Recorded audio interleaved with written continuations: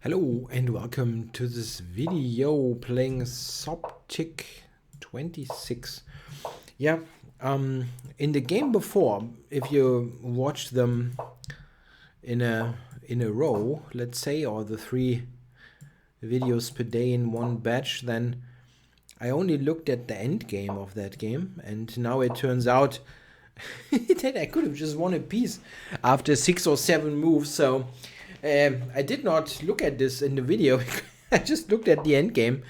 I thought, well, what happened before is not really all that relevant, but the game should have been over after 6 or 7 moves, whatever it was. Crazy. Anyway, so let's have a look at this game. Yeah, this is a problem. I'm currently writing chapters on this opening, the Fianchetto King's Indian. I'm not there yet. I'm currently looking at study material like Cotronias and stuff. And yeah, that would be a moment where where cheating is imminent. Yeah, looking at all those books beside me. But of course I cannot do that. And I'm not yet knowledgeable, so I know that this is a line, but I don't know any details. So let's see. He's attacking e4 twice. I still have it covered. There's often counterplay here against my against the pawn. Knight b3, queen b4. I wonder. There are lines where you can sacrifice the pawn and get d6 in return. I don't think this is one of them. Can I do that for b4? Knight e5 might be on. I don't know. It's a bit awkward to invent this now during the game. You should absolutely know it. There's also some queen e2, I think, in lines. Yeah. Okay, knight b3 now. He has to go back. And I could go to d2. That's probably not best. Oh, there might be queen a6 actually. No, didn't do it. Okay. c5 is generally desirable in such a position. There's knight c4, however. Knight d2 is a little bit on the passive side, but it's a pragmatic solution for the moment. Simply cover that pawn. Bishop e6 maybe.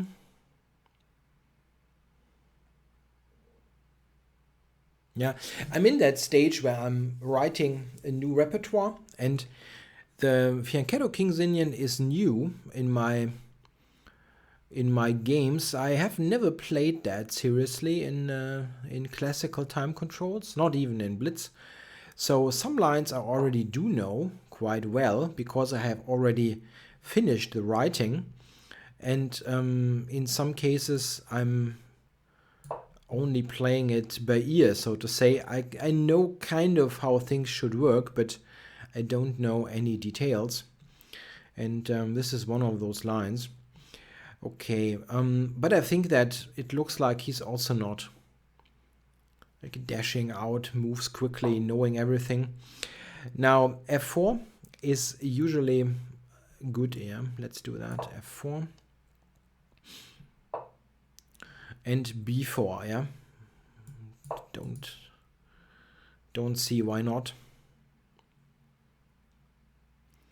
Maybe he has some d5 stuff.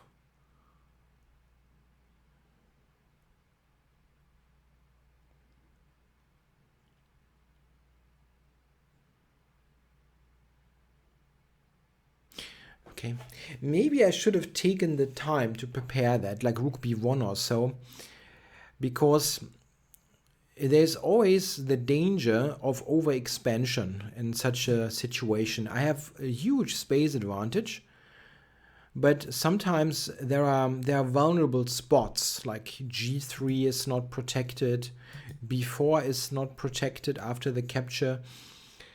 The diagonal could be tender. So the danger is that you kind of have a slightly fragile position in some way.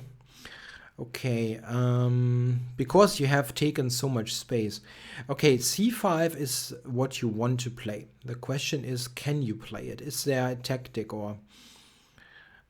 You can still think about playing the rook, but you can take and play rook a3 then. Okay, let's play the move that looks like the most desirable. Oh, I did not see that coming.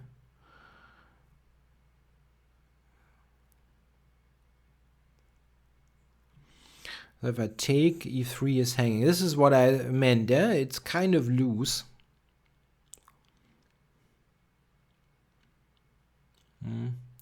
Yeah, one more prep move probably would have been better. Because black's position was absolutely horrifically bad. If I prepare that, that's just absolutely clear. Now maybe there's, stuff like that, and black is in the game. This is the problem. The whole position, the whole kind of structure for black is just awful. But you kind of have to pay attention to not fall into trickery like this. And then now my position is just falling apart. Yeah. One more prep move, and this is the joke, the whole thing. Awful. It's just absolutely awful.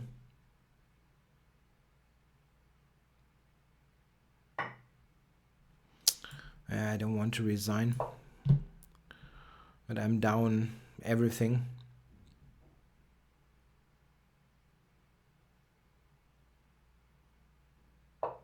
Yeah, I mean, I told you the danger, but I didn't really act on it. And the position was so good that you can afford all the time in the world. I mean, what is black supposed to do with this no space, no idea position?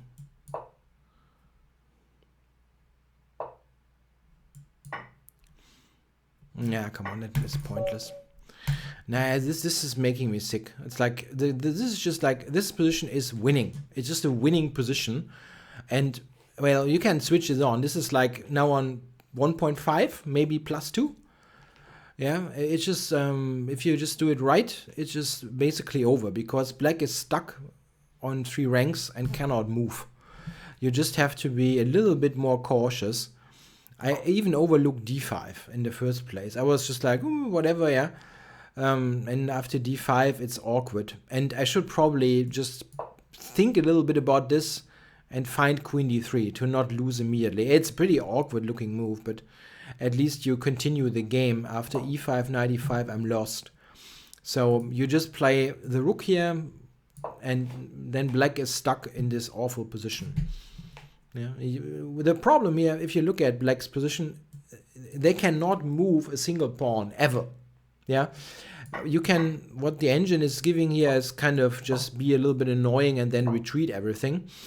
But you cannot actively improve your position with black. That's just not possible.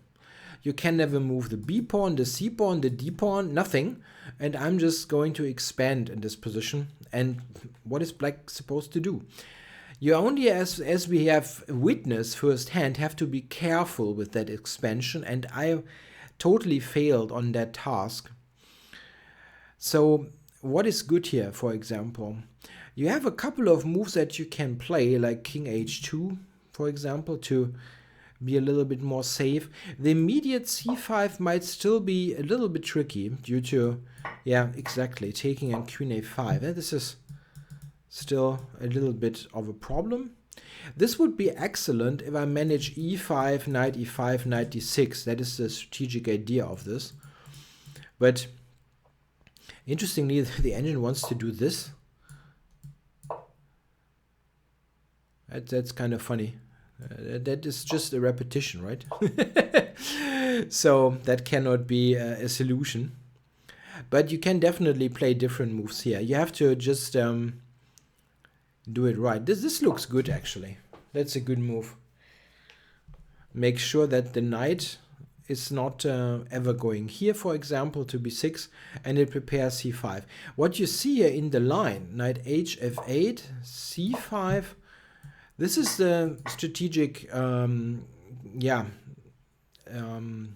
goal that white is aiming for. If you manage that and ultimately e5, knight e4, then black is falling apart.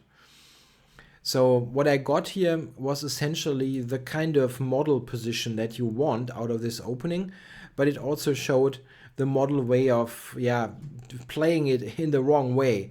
c5 is just premature, and then black was right on point in doing that. And now you see the looseness of my position with g3, e3, c3. So this is the danger of this expansion. You have to make sure that all that space that you have gained is really secured.